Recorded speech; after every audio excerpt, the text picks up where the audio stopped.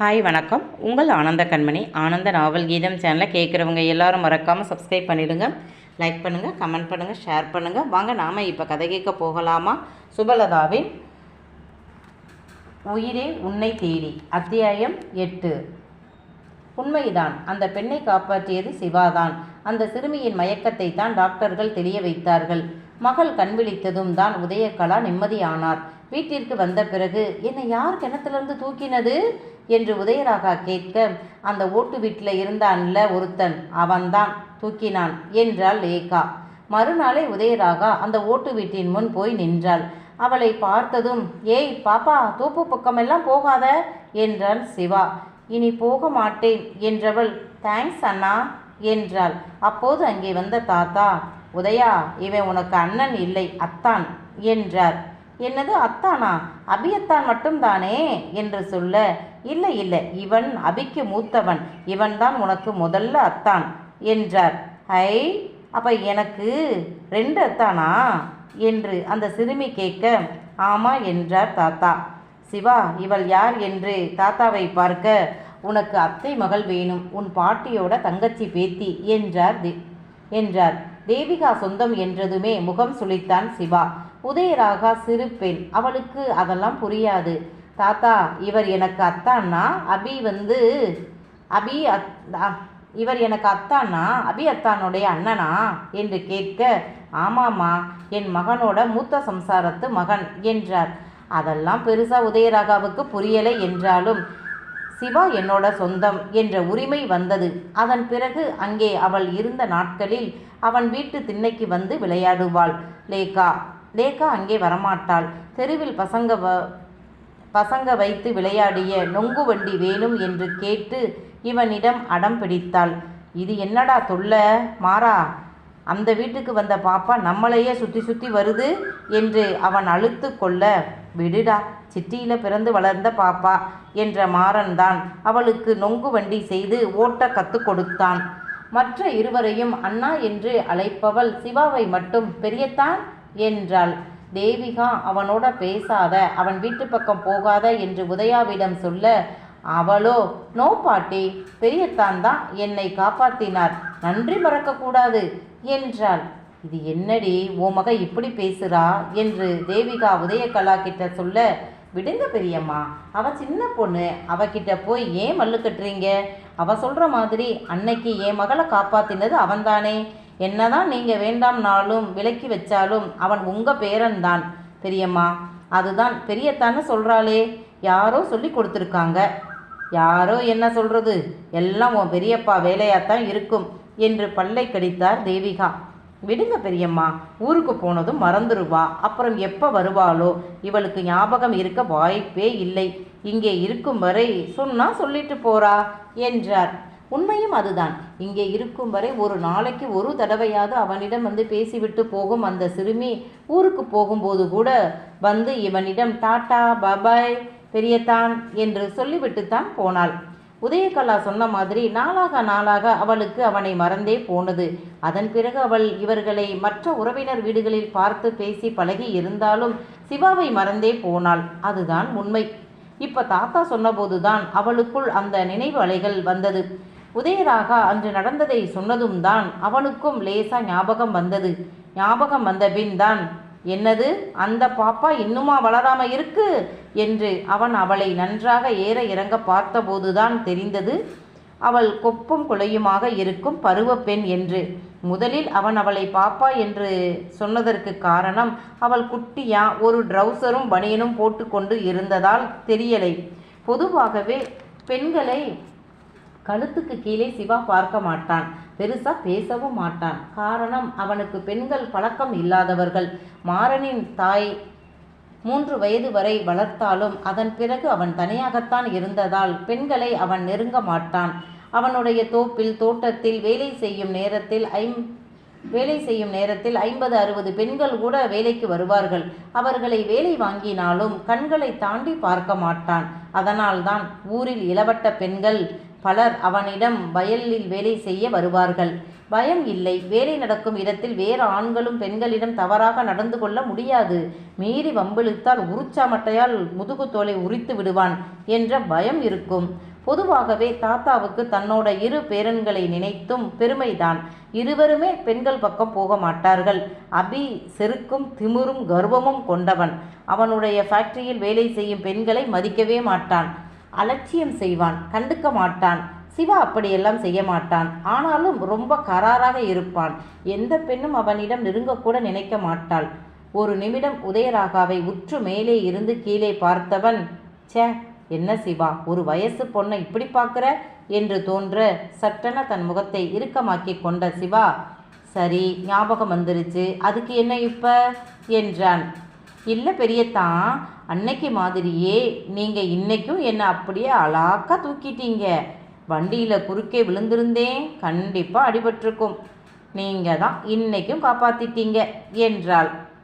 சரி, அவ்வளவுதானே, கிளம்பு என்றவன் வீட்டிற்குள் எழுந்து போய்விட்டான். உதயாவிற்கு முகத்தில் அடித்த மாதிரி இருந்தது. அப்பவும் சிவா அப்படித்தான். ஆனால் இவள் சிறுமி என்பதால் இப்படி முகத்தை திருப்பிக் கொண்டு போக மாட்டான். கொஞ்சம்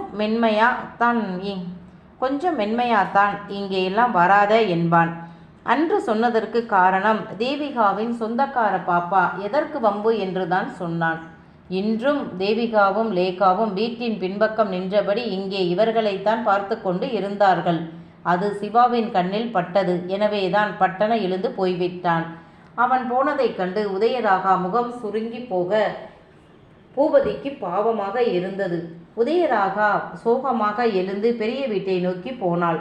முகம் சுருங்க வந்த பேத்தியிடம், நீ ஏண்டி அவங்கிட்ட போய் பேசுகிற? நீ எல்லாம் அவங்கிட்ட போய் பேசலாமா?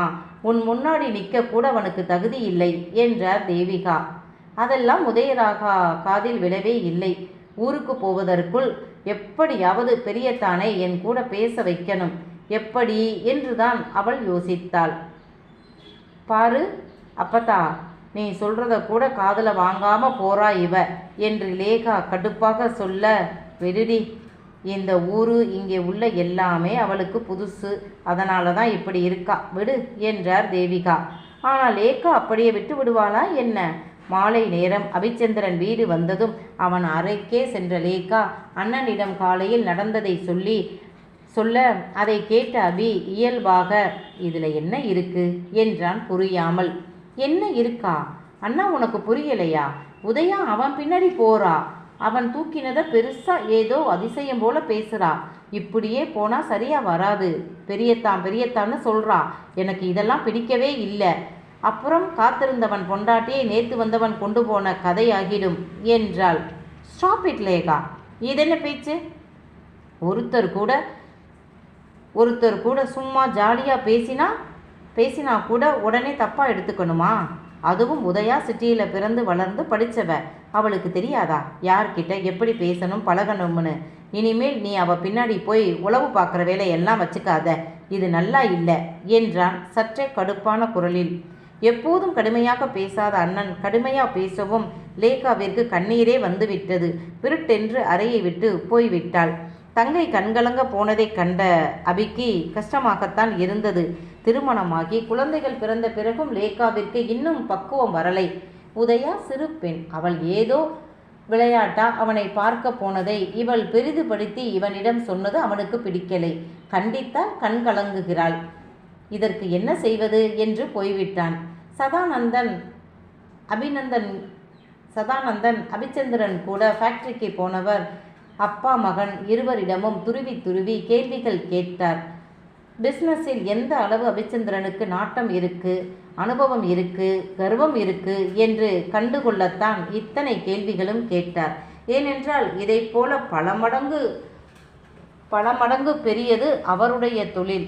அவருக்கு பிறகு மகளும் மருமகனும் தானே பொறுப்படுத்து பார்க்க வேண்டும். அதற்கு தகுதி உள்ளவன் தானா அபி என்று பார்க்கத்தான் இங்கே வந்தார்.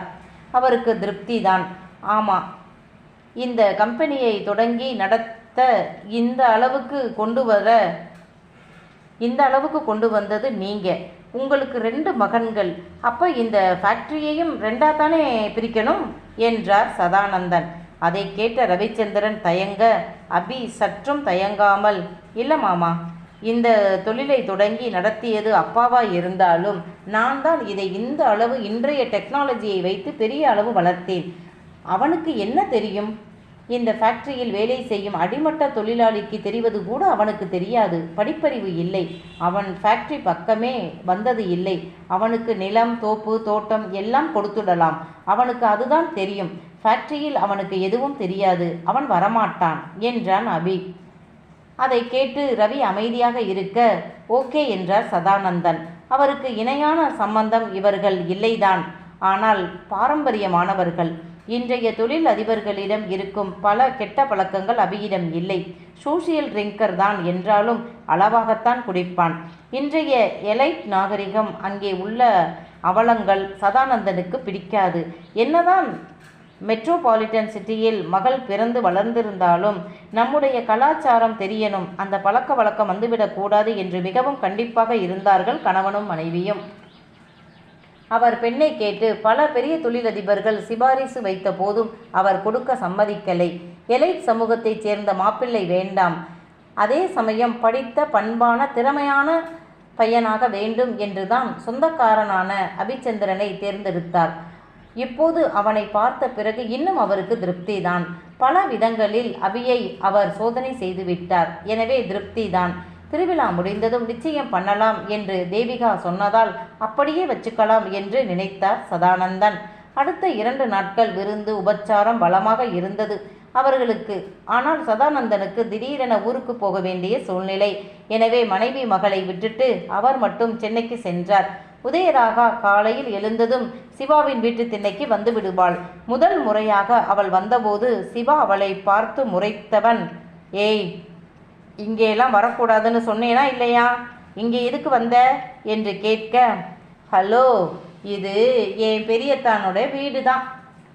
நான் இங்கே வரத்தான் செய்வேன். வரக்கூடாதுன்னு சொல்ல உங்களுக்கு என்ன உரிமை இருக்கு என்று கேட்க, இவன்தான் என்ன பதில் சொல்வது என்று தெரியாமல் திருத்திருவென விழித்தான். அவன் விழிப்பதை கண்ட பூபதிக்கு சிரிப்பு வந்தது. அடக்கி கொண்டான். பின்னே சிவா இப்படியெல்லாம் வாயெழுத்தி போய் யாரிடமும் நின்றது இல்லையே, என்னமோ பண்ணி தொலை என்பது போல் எழுந்து அவன் தோப்பிற்கு சென்று விட, அண்ணா, காஃபி வாசம் ஆளை தூக்குது, எனக்கும் கிடைக்குமா? யார் காப்பி போட்டது, அத்தானா என்று அவள் பூபதியிடம் கேட்க, அவ்வளவு பெரிய பணக்கார வீட்டு பெண் எந்த பந்தாவும் இல்லாமல் தன்னை அண்ணா என்று கூப்பிட்டதும் பூபதி அப்படியே நெக்குருகி போனான். அவன் கண்கள் கலங்க, ஐயோ அண்ணா, ஒரு கப் காப்பி கேட்டதுக்கா அழுகுறீங்க? எனக்கு காப்பியே வேண்டாம், அழாதீங்க என்றால் பாவமாக உதயராகா. சமாளித்து கொண்ட பூபதி, அட போமா, நீ அண்ணான்னு கூப்பிட்டதும் அப்படியே நெஞ்சுக்குள்ள ஏதோ பிசைகிற மாதிரி ஆகிப்போச்சு, வேற ஒன்றுமில்ல என்றவன் சுட சுட ஒரு டம்ளர் காப்பி கொண்டு வந்து கொடுத்தான்.